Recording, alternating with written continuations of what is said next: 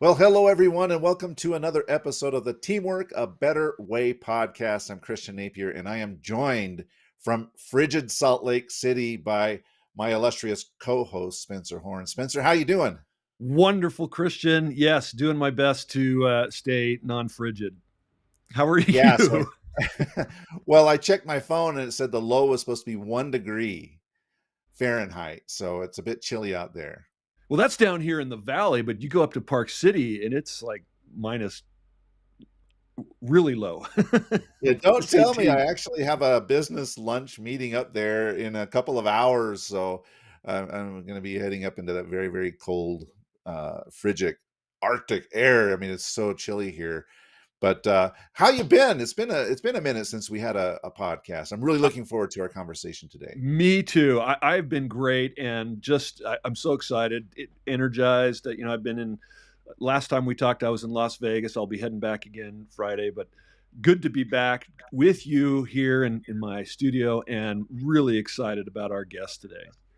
Well, I'm super excited about our guest too. So why don't you go ahead and give him the introduction he deserves?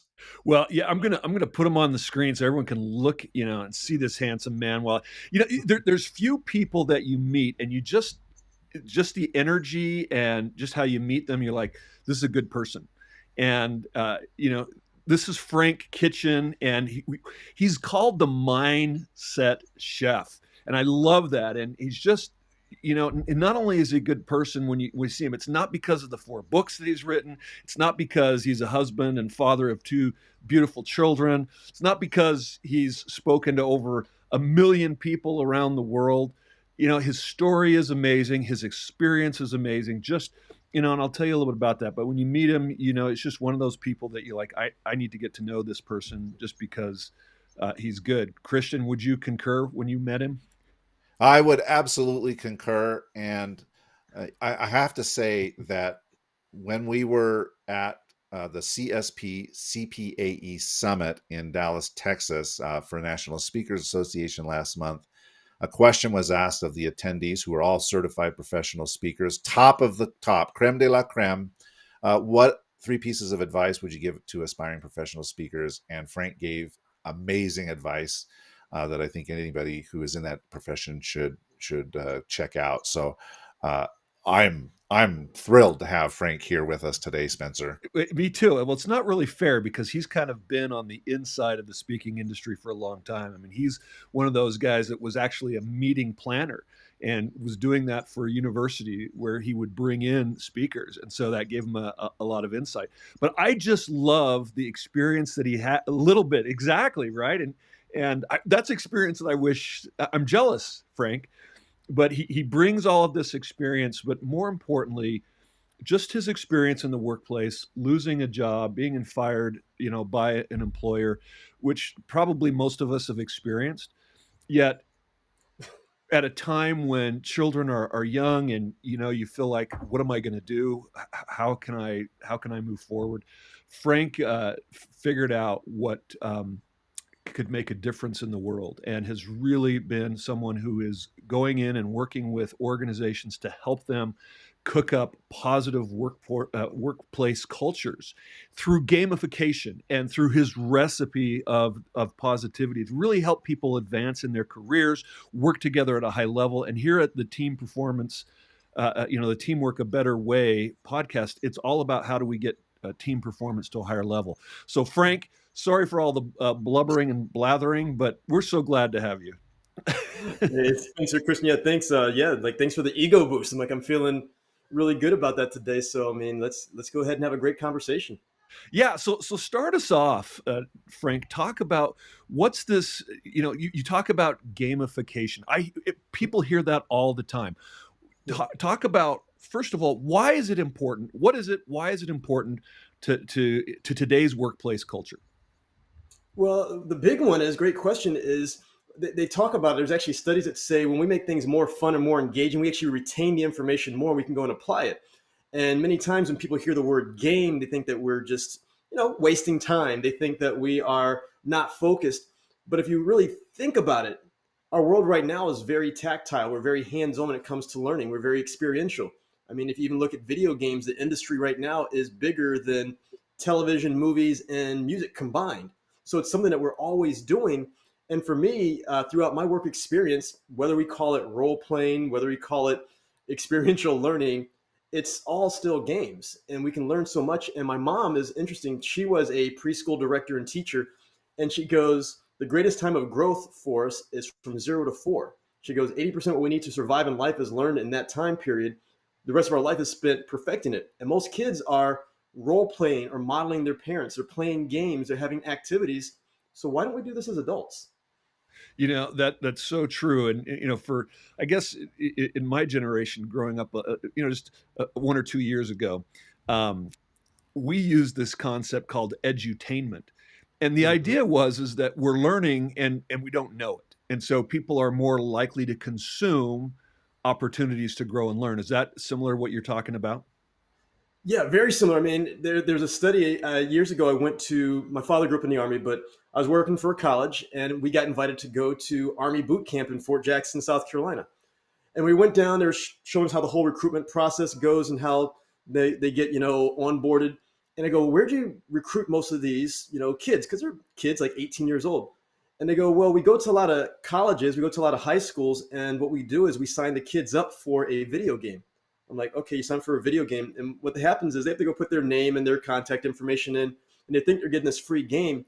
But while they're playing the game, there's actually AI in the background that is actually, if you want to say, judging or scoring, the ability levels of these kids who are playing. So it allows them to know, okay, here's who we should go and recruit.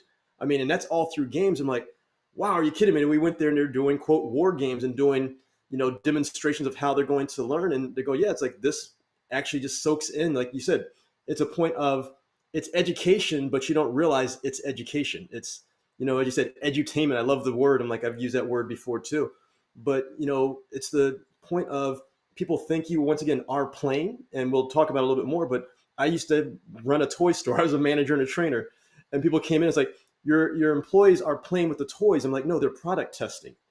How can they sell something if they've never actually used it before? How can they demonstrate it if they've never really touched it? I mean, so that's where this whole game piece comes from. Is you have to turn the learning process into some form of entertainment, and then later on you trick them and like, well, hey, go ahead and recite what you learned. Like, I didn't learn anything, and then you push them and they're like, oh wait, I did learn something.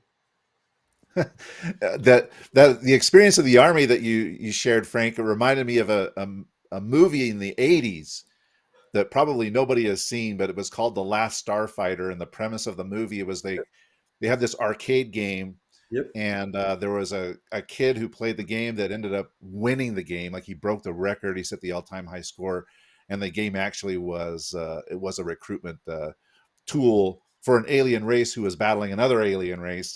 Oh, But It was a great movie. very You come to cheesy, see it, very Spencer. cheesy 80s movie. But what you were talking about with kids, it reminded me of something I just saw on LinkedIn the other day. There was a post that somebody made, and there was a dad playing with his kid, and it said, for children, there's no difference between play and learning. It's the same thing, And Mhm. so how do you take that kind of concept and then apply it to adults?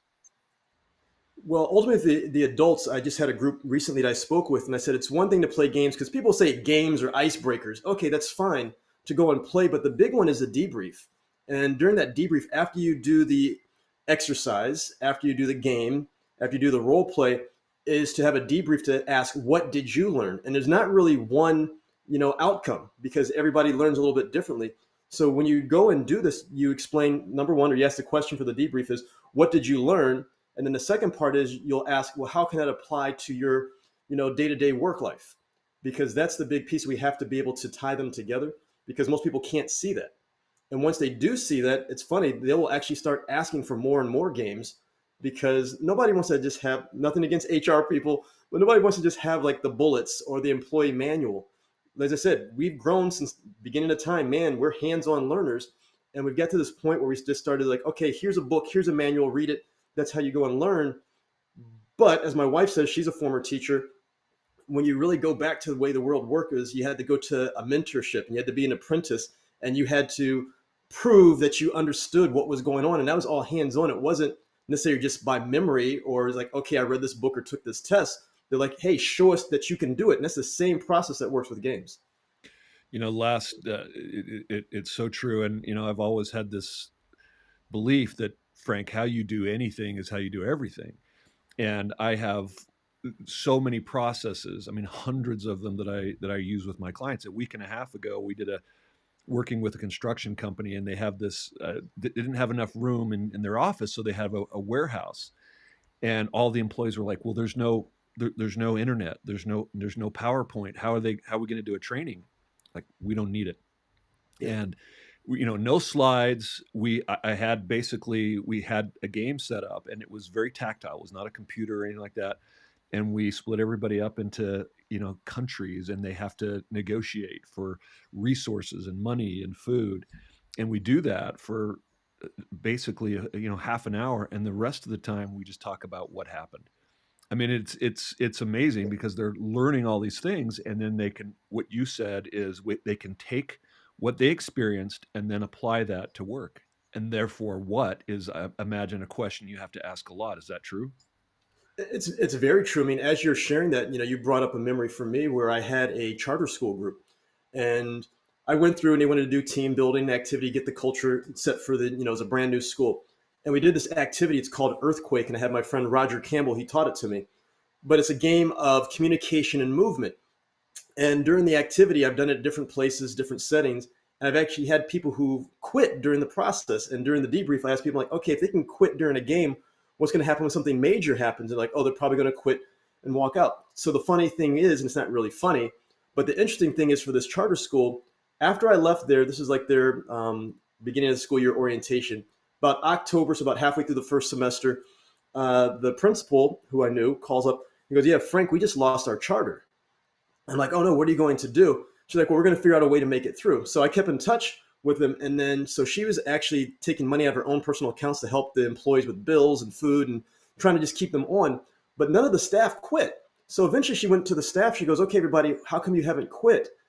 And one of the people goes, this is our earthquake moment, which is what we taught during the summer. And it goes, we can't quit on this. It goes, we have to figure out the solution and how to come together. So as adults, especially with games, I explain when we go and play a game, all we're focused on is the solution. How do we win? How do we get to the next level? How do we move? So we're figuring out what's the solution. And as leaders, and I know it's what you talk about, is I go, hey, anybody can point out a problem, but it's the leaders who point out the solution and figure out how to get to that solution. So that's the beauty of games, is we're actually teaching that process. All right, I've got a question. Yes. How do you overcome? I didn't know if Spencer was going to hit a stinger, or Yeah, I was should just like have. waiting. No, I was waiting. I was waiting, but I'm going to.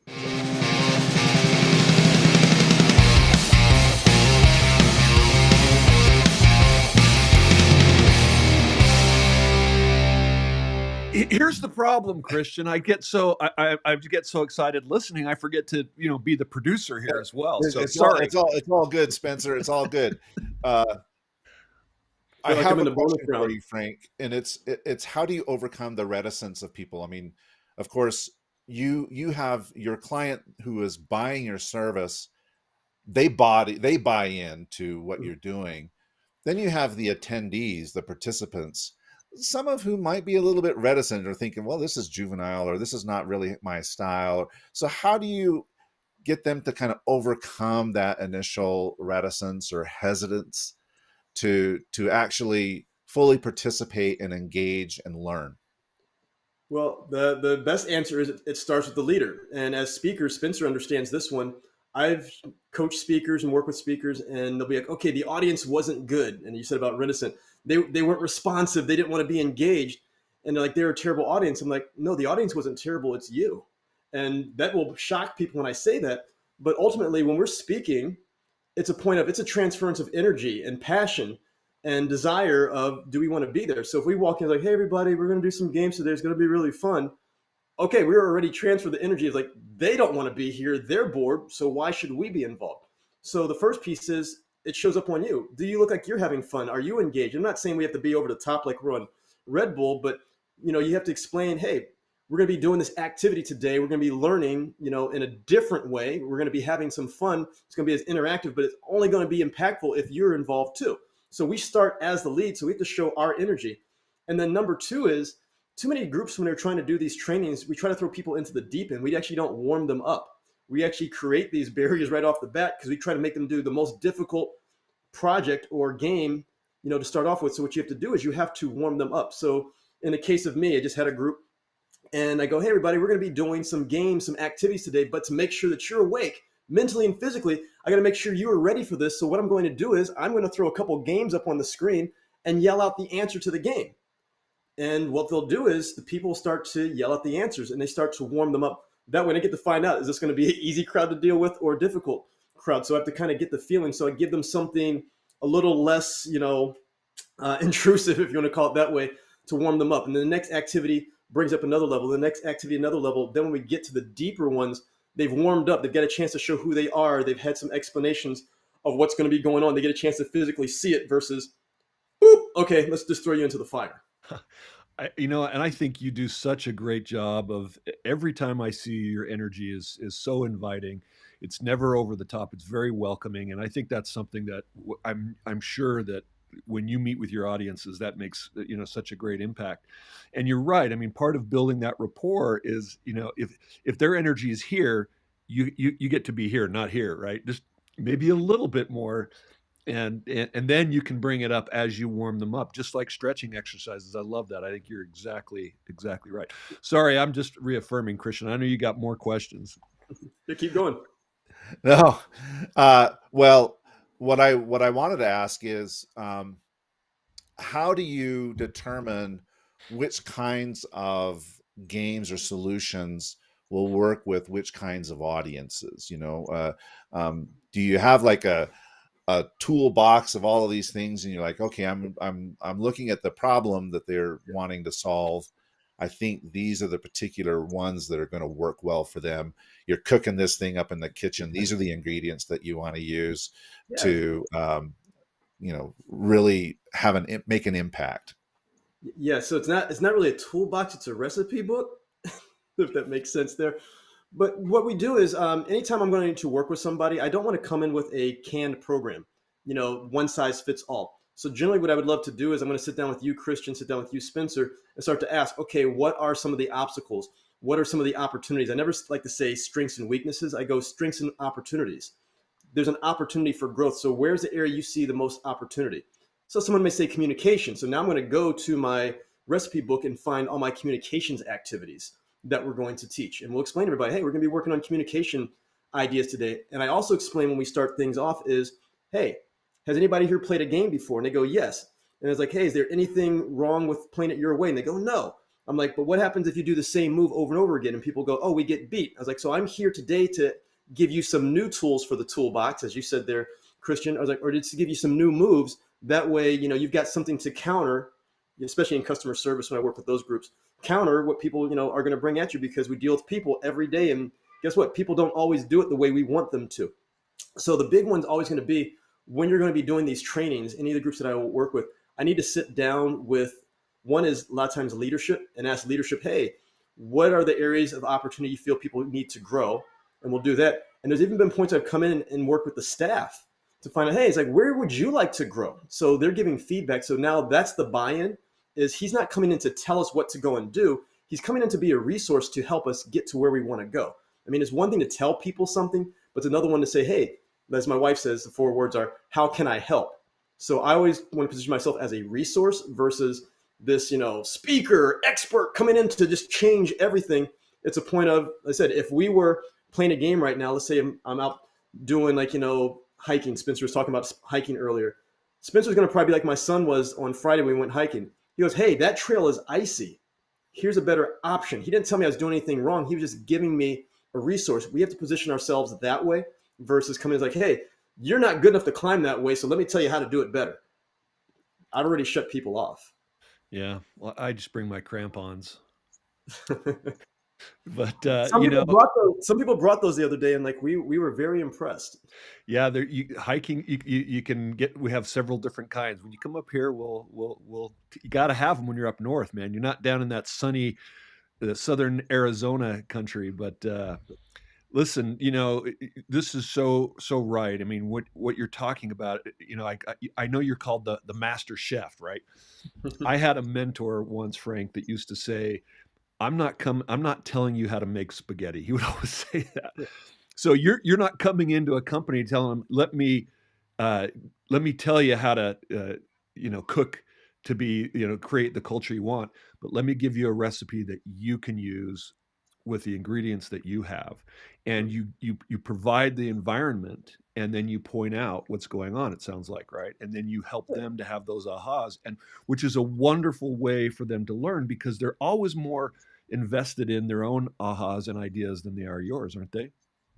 They are, and the big piece is to empower people. When I come out, it's not to say you're doing anything wrong, because we're in this world right now where people always tell us what we can't do Yeah. and what we're not good at, and they don't need to hear that anymore. So it's a case of, back to you asking earlier, Christian, about the games, is I'll come in and explain, hey, you're smart people. You've got more experience than me. It's like, you know more than this, but I'm just here to add something new. And when they see, oh, everybody wants to hear something new, or quote, my thing is always fresh from the kitchen. Oh, it's just something fresh and new. It's not trying to change us. And that's the big piece is, Becky said about the spaghetti. We're not trying to change the spaghetti. We're just like looking to add a little extra flavor to it. That's the piece of what we're going to do when it comes to the games.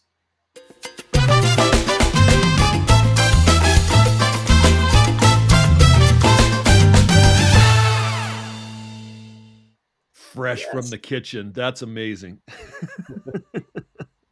I mean, Yeah, I love I've it. had about 50 years of jokes on this name, so I've got about 50 years of puns I can always add to any segment. Bring them on, bring them on. Well, I have a question, Christian, if that's okay. But so you're coming in with the recipe book, but how can how can managers take and learn from you and do this on their own? I mean, because once you leave, can this continue? Yes, it can.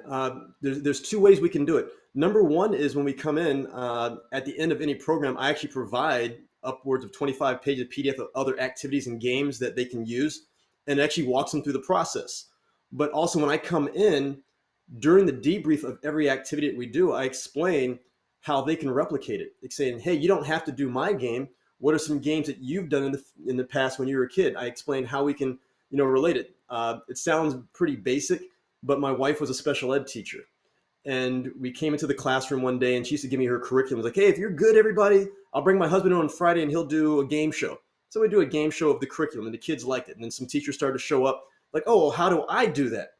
And I'm going, it's like, well, what works within your, comfort zone? What's your power? Like, well, I like to do quizzes. It's like, okay, well, how about we put together teams? So you can kind of show them ways it works within their areas of strength. Don't try to be Frank. Don't try to be Spencer or Christian. What works best for you? But then we go, okay, well, what's the endpoints? Let's start backwards. What are you trying to teach? So we had the kids at my wife's school where, like, she's like, I want them to learn and understand finance. So quite literally, I just brought in the board game Payday, and we actually had the kids going through the board game Payday, if you remember that one.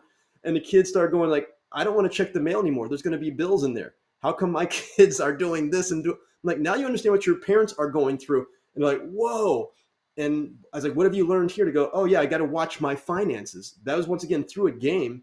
And at the end to go, hey, guess what? Any game can be used to train people.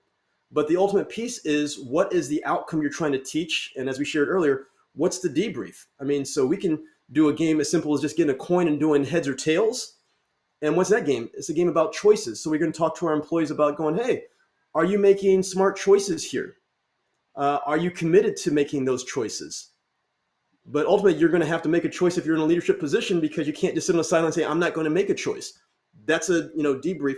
So we start to explain back to what you're asking, Spencer and Christian, was, what do you want to teach people, and what type of hands-on, or like my buddy calls it, attitude adjustment exercise? Because if we say we're going to be doing an exercise, oh, I don't want to go do it. If we want to do a game, we've already changed people's attitude. Oh, it's a game. I'll play a game. So we've changed their attitude. So we've adjusted their attitude based off of saying, hey, we're going to make it a game. So now they go through the exercise. But at the end, it's like, once again, what did you learn from this? How are you going to apply that? This is what we wanted to share with you. So whether you want to call it an exercise, a demonstration, a game, what are you going to call it? It's like hands-on learning, edutainment. the terms are all, essentially the same. We're going to be very tactile with our learning, and then we're going to have a deep discussion on what we can do in the future to replicate it, and not just one particular way, the way that works best for you. So once again, we can have that energy and that passion, because we can all see when people don't want to do it as far as the trainer. So tailor towards your superpower, tailor towards your abilities. I have to ask you about the debrief a little bit more. I want to dive into that because I think it's so important. You mentioned that when you ask people what they learned, that the answers are not uniform. They may have learned different things. And so I'm curious to know a little bit more about this, how you conduct the debrief, and have there been any answers that come back that have really surprised you? Whew. So two-part question there. So number one with the debrief, generally what I'll do is early on I explain. So it's going to be about laying the ground rules down. And the ground rules are, once again, I don't know everything. I don't know what they're thinking, what their experiences are. And the best way for us to grow is for all of us to share together. And at any point, quote, if we are a team, the more we can share together, because we are a group of specialists and we all specialize in different areas. So where you may have a strength, I may have an opportunity. So if you can share that with me, that's going to give me more experience so I can get better. So that's the first piece, is to explain, hey, we need to work together. The best way for this to work, quote, as a team is to come together as a group of specialists. And I can break down how sports teams work, or different groups, and going, hey, you've got a quarterback, you've got a left tackle, you've got a receiver. Those are all specialists. You're not going to ask the receiver to go throw the football. You're not going to ask the tackle to go run the football. So guess what? Everybody here has their own superpower. Make sure you're sharing that with us. So that's the first part of the debrief. The second part is when we do ask the question and say, what did you learn? Many people know about the Disney yes and philosophy, going, hey, there's no bad idea. So it's yes, and then you add on to it. So now we're encouraging people that, hey, your idea is good. There's no bad ideas out there. Please share it. And if they share something that's kind of throws you off, then what I'll do is I'll ask, okay, give me an example of this where it's happened to you in the past. That way people have a visual reference, because people are storytellers. We learn more from stories than bullets. So that's that piece. That's part one. And then part two to your question said, is there anything that really threw me off? I can't think of anything right now on the spot that threw me off, but I will say this. You recognize when there are ones that throw me off the mark that there are different perspectives, in the sense of the experience levels. Somebody might be brand new versus someone who's been there for 20 years. The 20-year person has seen that sign on the wall talking about safety over and over again, so it's almost become just, invisible. Where the new person comes in and goes, hey, you know what? There's that safety thing on the wall, but it says that it was from 2019. It's 2023. Oh man, that's a different perspective right there. Maybe we need to update our safety, manual, because the new person saw this. Or there's going to be the perspective of a group who comes in and is like, okay, well, yeah, that was great about making. Now I've got the idea. You've got me talking now. I went to a group. We were talking about how to reward employees. And the guy's like, oh, here's all the different gifts we can do. We can go talk to our sponsors and our vendors and go. And this was a government group. And the government group came in sharing, goes, yes, Frank, that's great about talking to the vendors to help us with gifts and making thank yous for all the employees. But we are government employees, and many of those would be considered a bribe. So once I heard that feedback, I go, okay, what can we do then that wouldn't be considered a bribe as a thank you? And then the person gave more feedback. So that's the big piece, as when we have the debriefs, is it's not just about the group learning. Even the trainer can learn from it too, which that adds another tool to my tool belt. So the next time I go out or get on an interview here, I can share that information, because as you said, there's no one size fit all carbon copy for everybody. Everybody's a little bit different. And when I came in, I was sharing my information, but with that debrief and feedback from everyone, I was able to adjust and tweak, because oh yeah, I never thought about or considered about anything over a certain dollar amount for a government official could be considered a bribe. So we have to figure out new ways to thank their employees. The some of the international organizations could hear that, right, Christian? Yeah, yeah. Depending on where you are. Right. Not going to go into that any further. No, no. So, Frank, we've been lobbing a bunch of questions at you. I mean, if you had just your, master chef script, I mean, what would you tell a leader of an organization to really cook up that positivity in their culture so that people can start to have those. You talked about learning skills so that they can accelerate their careers. What's the process? Okay, so let me give you quote the recipe, and then let me give you the ingredients. Does that sound good to you? That's perfect. So, all right. So ultimately, when I go in and work with groups, I say we want to create a rich workplace culture, a rich team culture. If you think about the word rich, and you can bring both of you back up here, I'm going to ask you a question right now, flip the interview, is when I say the word rich in a culinary or food term, how would you describe rich? Go ahead. Unctuous, very, very, very flavorful. Hmm. Uh, yeah, every bite's an experience. You want to savor every bite of it. That's how I would think about it. Perfect. Spencer? When I hear rich, there's some things in there that may not be that taste good, but it may also not be good for me. Like lots of butter Yeah. So and with unhealthy side, creams. yeah. So unhealthy, but it's like we say, like, decadent, wanted, tasty, desired. Yeah. So when I ask that to leadership and they go, okay, well, that's what you want, right? What are we doing to get there? So what first thing is we'll say, okay, well, we need to have the ingredients. So the ingredients are number one is, do we have effective leadership here? What are we doing to lead people to either educate, elevate, or empower them to go out, energize them to go out and live that dream, either for themselves or for the group? So what's the ultimate dream here? And many times our organizations, we're thinking just about the organizational goal, but why is your team there? Maybe it's to keep their lights on, put their kids through school, pay for their bills, just to have friends. I mean, you got to figure out what's the dream there. So you have to have leadership. Second part is we need to have clear communication. Many times we're very poor about communicating what our goals are, what we want, or just report how we through text messages and emails, but it's hard to read the emotion there. When we play games, guess what? We can read the emotion. I can tell if you're happy, excited, or sad. So clear communication. Number three is teamwork. No one's ever going to be able to do this all by themselves, so we have to explain the value of the team. To make a kitchen analogy, guess what? One of the most important people in the kitchen is a dishwasher. Now, a lot of people won't see that person as being very important, but they're a very important part to the team because if they don't clean the dishes, there's nothing to cook with. So we got to think about the team. Everybody's got their own specialty. From there, we have to have an inclusive environment, which means everybody gets a chance to participate. Everybody's opinion or information or feedback is valuable, not just certain levels, not just the managers, not just the leadership, because many times the frontline workers have more experience with how to make places better. And then from that is going to be a fresh mindset, which means we're focused on the solution versus the problem. Once again, anybody can point out the problem, but what's the solution? That's what we really want. So we really start thinking about games. If we come into a game and all of us are playing right now, we go about the whole leadership piece. Is one is leadership. You're going to say, oh, do you want to be a part of the game? I see that you're doing this. You're excited about it. So you invite me over. Yes. Okay. I'm in there. But now as I start to do this, you're going to start to recognize I need some help. So you're going to figure out, okay, here's how I help you. Here's how I'm going to train you. Because many times in our world, we're quick to criticize people, but we're slow to recognize them. So when we have a game, we have kids and we're doing something, you're like, hey, here's what I can do to teach you to make things better. When I do it right, you're going to give me some type of gratification, high five, or say, hey, you did really good. And that just keeps me going. So that's that empowerment piece. So those are the 5 ingredients that you need to create this leadership.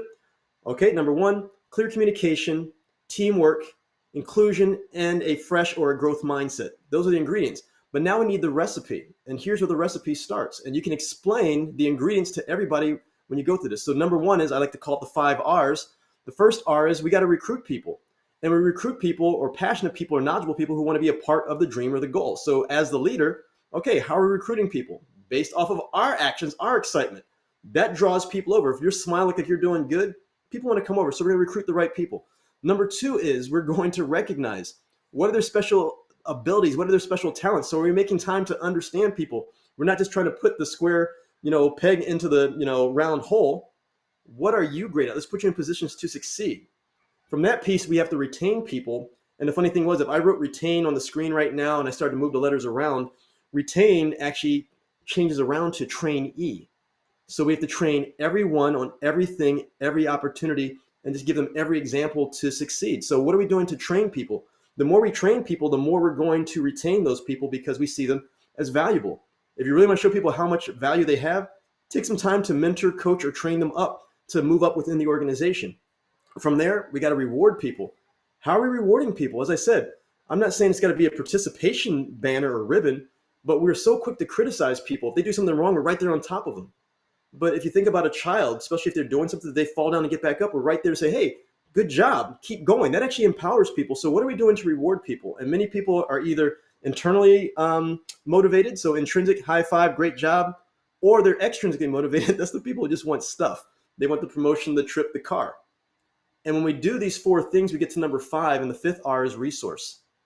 When we start to see people truly as a resource, as something that's of value, they're going to make an impact not only on themselves, but their organization, their community, their workplace, because we've gone through those five R's. So that was the recipe. And then you heard the ingredients. And that's what comes out when we really start to do games. All those areas are demonstrated, and people can see that. You're going to watch great things get transformed in your organization, and you're going to end up creating this rich workplace. Yeah, there may be some things there people consider a little unhealthy, but people just keep coming back for it over and over again because we want what we want, not what we need.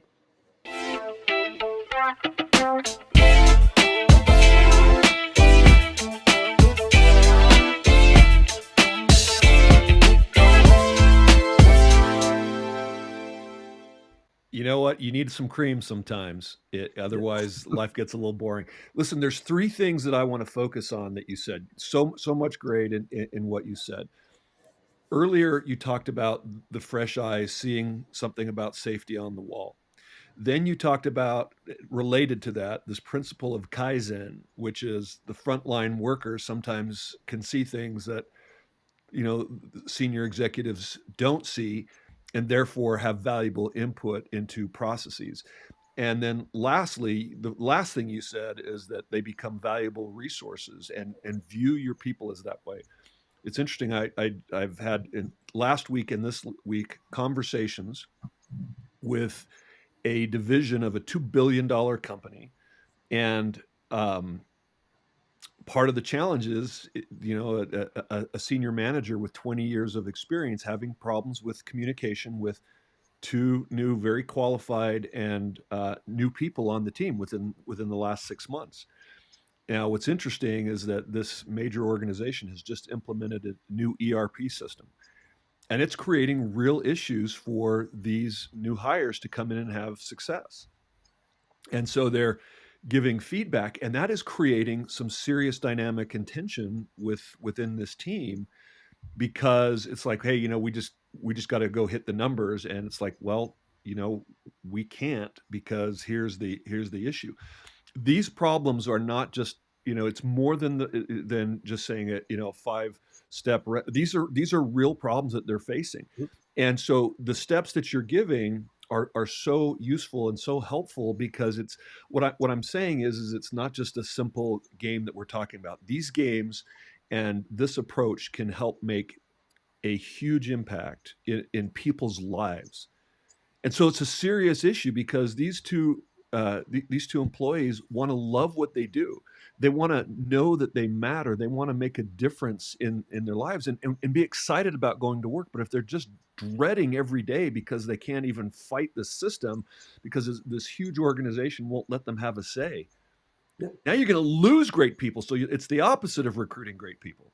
Yeah, which I'm sorry to just editorialize, but I'd love your perspective. But it's true. Like you said, we're having a conversation, and that's where so many groups, they forget about the fact of, it affects the bottom line. I mean, this is where you and I will have a great connection, Spencer, because I've been a trainer before, and we understand there's no analytic, in the system to explain the value of training. But we do recognize this: if we don't train people properly, within probably 6 months to a year or longer, you're going to see that impact, come into place. Because short term, you won't see it. Yeah. But long term, oh wait, we have all this turnover now, and depending on what level you hire the people at, it costs 4 times more just to hire them in versus trying to train them the proper way. So you've got that. But then also, we don't understand the ripples that happen where people are like, that's a terrible company to work for. So now they're spreading that to their network, which don't go work for that person. I mean, have you, Spencer, have you read the book, The Dream Manager? No, I haven't.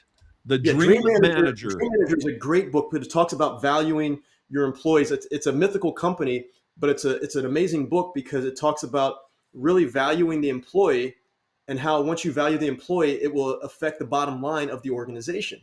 And it's something as simple as all of our employees are showing up late. So the standard policy is, okay, we're going to fire everybody. Versus the dream manager, because you had HR and then you had the dream manager. So the dream manager is more focused on the employee versus the human resources part. Yeah, And they but so found out, so oh, but then you've got the one one team member that says, "I love managing people," and then the senior manager says, "Yeah, but you need to hit the numbers." yeah, So how do you respond to that? And then one more question, and Christian, sure. I'll cede my. In your experience, anecdotally, what are you seeing as managers within organizations? Are they struggling with this, or are you seeing more dream managers? Okay. So let's go back to your first question. So you said anecdotally, and this is going to come from a personal spot. The places I've worked in culturally where I was able to give feedback and input, I succeeded in, and those groups had pretty high profits. So if they came and asked for the feedback and I could give it, and not just me, the rest of the people who work with me, I saw those organizations thrive. Yep. The organizations who didn't want to listen to people like me, in many cases, I've seen cases where CEOs have ended up in jail. I've seen where, quote, I got fired and other people got fired and their profits declined because they're so focused on just themselves, or as you said, just hitting this bottom line number, looking at things in a spreadsheet. That's why I said I like the Dream Manager book, because the Dream Manager just goes, okay, here's a problem with organizations. It goes, if you go look at, pretty much the P&L, profit and loss sheet, it goes, employees are listed as a liability.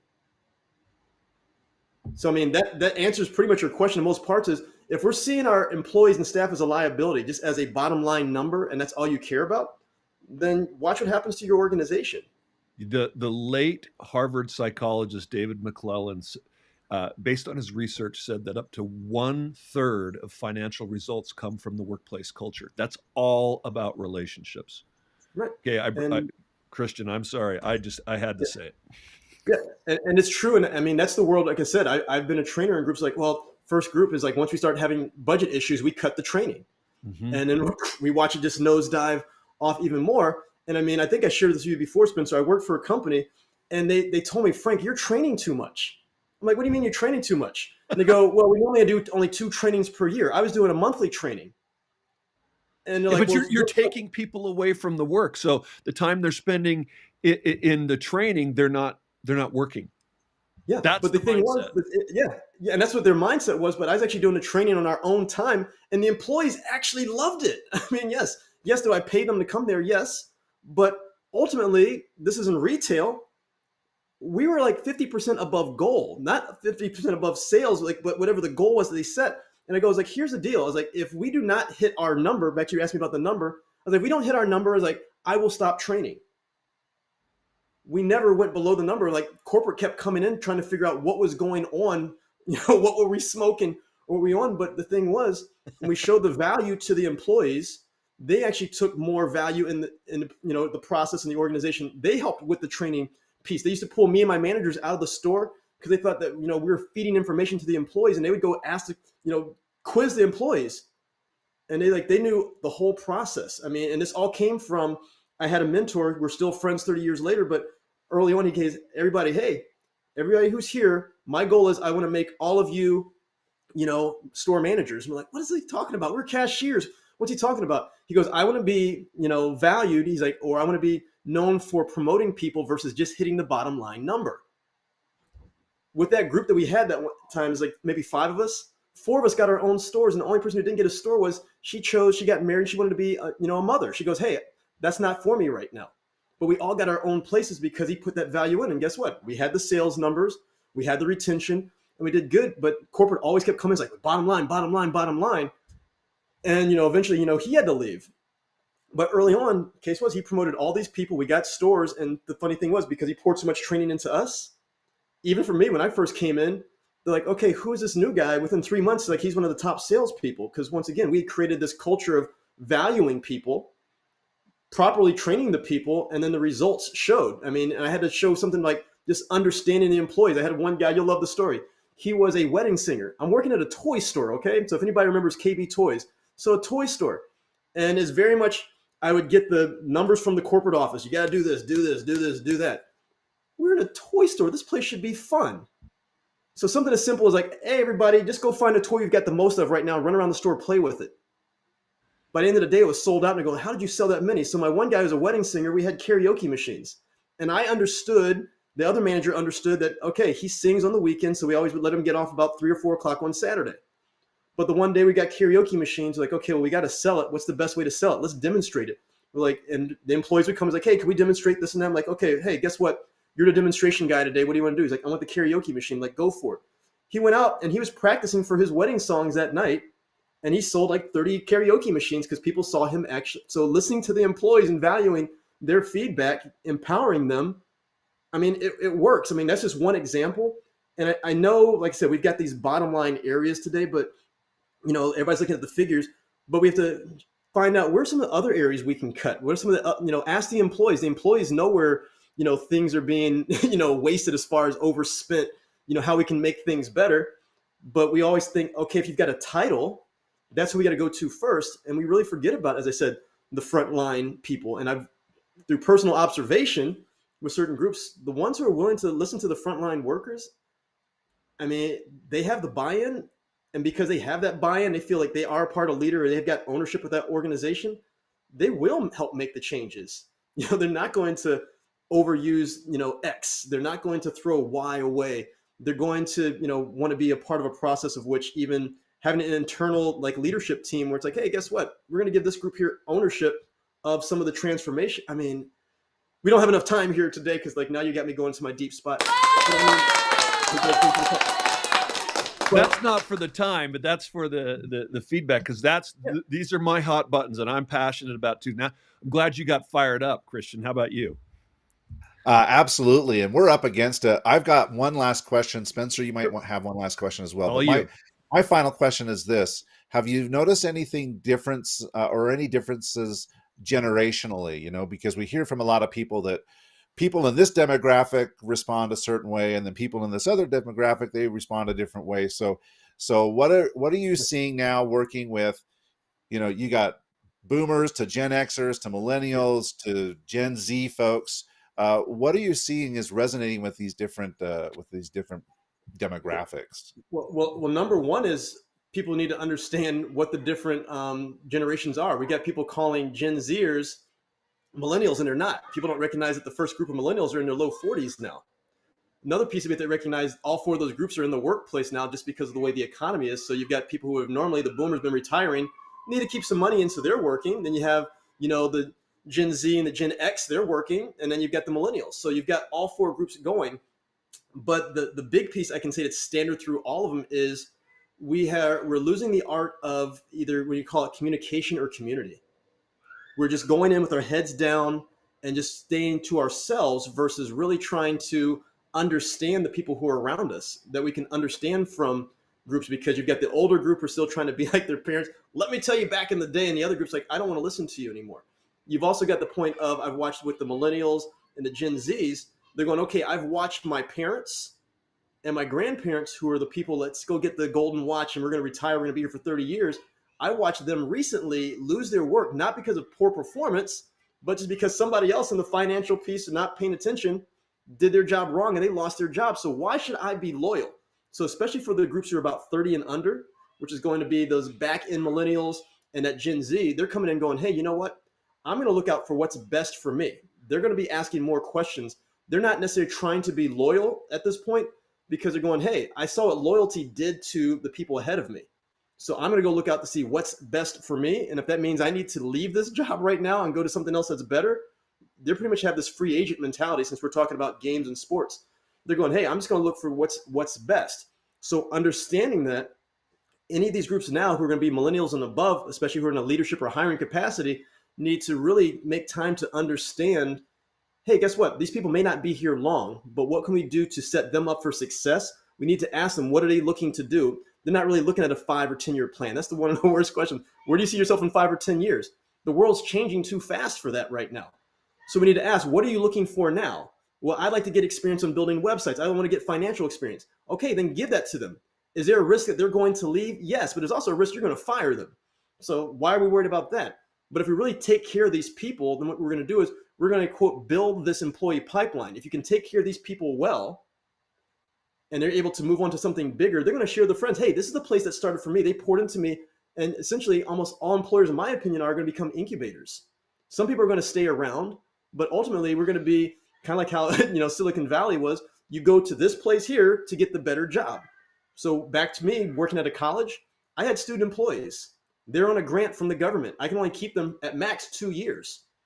But many times employers would call me. It's like, okay, if they're such a great employee, why didn't you hire them back? I'm like, well, because they're a student worker and they have to be a student here to work. But at the same point, many of the students who came to work for our department recognize they end up getting full-time jobs within the college and university. So they're willing to put in, because the case my dean, the culture he put in was, let's find out about them. Let's prepare them for that success. And people understood we trained our student workers so well that if you hire them in, you're going to have somebody for longevity, or they're going to be a really great worker because we poured in. So, I mean, that's where I see the world going right now is everybody's so worried. It's like, well, what if they leave? What if they leave? Well, they're coming in going like, are you going to fire me? Are you going to fire me? Because I mean, what? We had everybody in Silicon Valley last week. What? Microsoft, 12,000 people, Google, 15,000 people. People are worried about that. So they're going, well, hey, what can I do to either take care of my lifestyle, take care of my family? And they're going to go with what's best for them. I love that idea of businesses as incubators. And I think that's a great concept. Okay, quick question. Mhm. You mentioned maybe some online games that you would shout out to. Are there some resources that leaders could use? For example, a Kahoot that's been around a long time, but maybe Yeah. some resources that you use to just to start the wheels turning for an organization. Okay, I can't think of anything online right now, but what I will do this, Spencer, I'm going to do a shout out for a buddy of ours. So for everybody listening to this, and you need to probably bring him on, is you need to talk to, his name is Rob Foray. We know So Rob, Rob.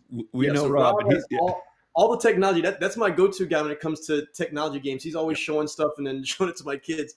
So that's the place to go there. Go and see Rob as far as the technology games. But for me, what happens is I'm old school. So I've got more of those, if you call them camp games or games that we've done through training at my stores and different groups, is I can tell people, hey, email me. I will send you a PDF that's got different activities and games. But I mean, I'm more like the hands-on learner. I mean, nothing's better than a box of Lego. I mean, You so and me, many rules. you're Yeah, speaking my language, man. It's all tactile. yeah, it's And tactile. some of the online games are great because I think people like that, especially the younger generation. But getting people doing and with their hands, there's something magical that happens. Well, I know Right. we're out of time, Christian. So let's darn, this is too much fun. We could keep going. You mentioned, well, before I get into this, I just have to say thank you so much, Frank, for coming Yeah. here and cooking Hey, up this has a been fun. Thank you. masterful episode for us today. I learned so much. I mean, I've written down my 5 R's. I'm ready to go. But you mentioned, have people email you. What's the best way for people to reach out to you and ask you more information about how you could help them, or to get some resources to help them to establish a more uh, impactful, positive company culture? Yeah. So as I said, positive cultures produce productive people. That's what we want. And the best way to do it is if you want some fresh ideas, some fresh insights, just email me at fresh, Fresh, at frankkitchen.com. So if you do that, I'll be able to reach back to you to say, hey, Frank, I'd love some of the notes, some games, some activities. And even like Spencer said, I love a box of Legos. There's so many things you can learn from it. But once again, when you talked about tactile, everybody's in this touchscreen virtual world. The tactile things are actually more impactful now because it's something new and different. It's like my kids. My kids are used to watching 3D movies, but when they see a 2D movie, especially cartoons, they're enthralled by it because it's something different. Yes. I have to say, two of our daughters-in-law, what they wanted for Christmas were Polaroid cameras, Mhm. right? It's like they're going back to a lot of old school stuff Tinker that we had toys. when we were children. It's all analog, so I think it's fantastic. Spencer, you're doing some fantastic work with organizations around the world, and what's the best way for people who are interested in what you do to help teams? What's the best way for them to reach out to you? Thank you, Christian. Just reach out to me on LinkedIn. I get a lot of people now are doing that, and I love it. It's so easy. So Spencer Horn, find me on LinkedIn. Christian, same thing. How can we find you so that you know what, Frank? This show would not be what it is without Christian. He is so valuable. His insights are so amazing, and he makes such an impact. So how can He's in people the get middle. hold He's of the you? keystone, holding it together. He does. Oh, well, that's very, very kind of you both. LinkedIn's great. Just look up Christian Napier at LinkedIn on LinkedIn, and you'll find me there. Okay, Frank, Spencer, it's been a fantastic almost 1 hour. It just flew by. So thank you so much. Listeners, thank you for joining us on this journey. Please like and subscribe to our podcast, and we'll catch you again soon.